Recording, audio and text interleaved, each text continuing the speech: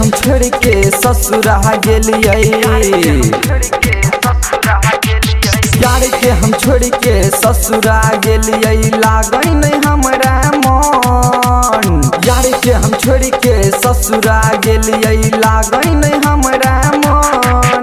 आ गेट पर फिर गेट पर चुम्मा ली है, आके भातरा के घर बापे।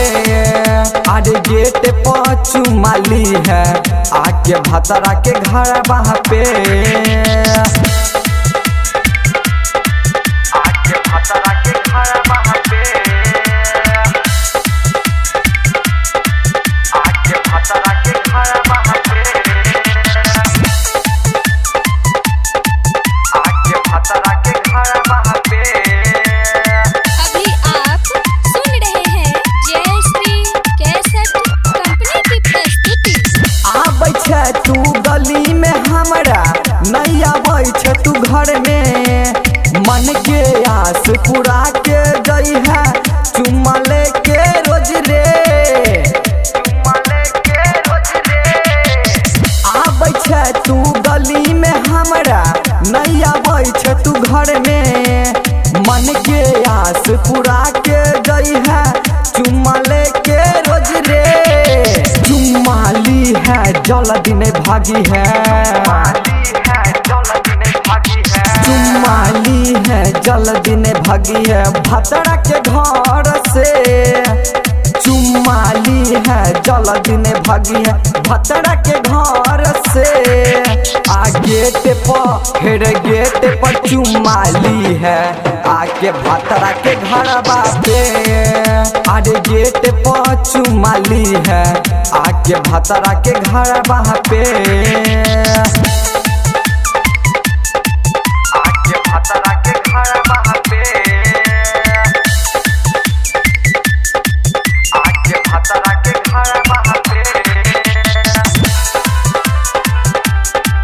आके भातरा के घर बापे,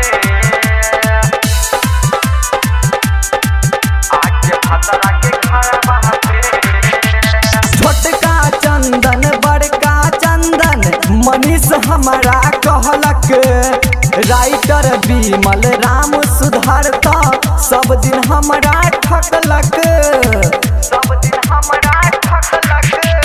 छोटका चंदन बड़का चंदन मनीष हमारा कहलक, राइटर विमल राम सुधारता सब दिन हमरा ठकलक।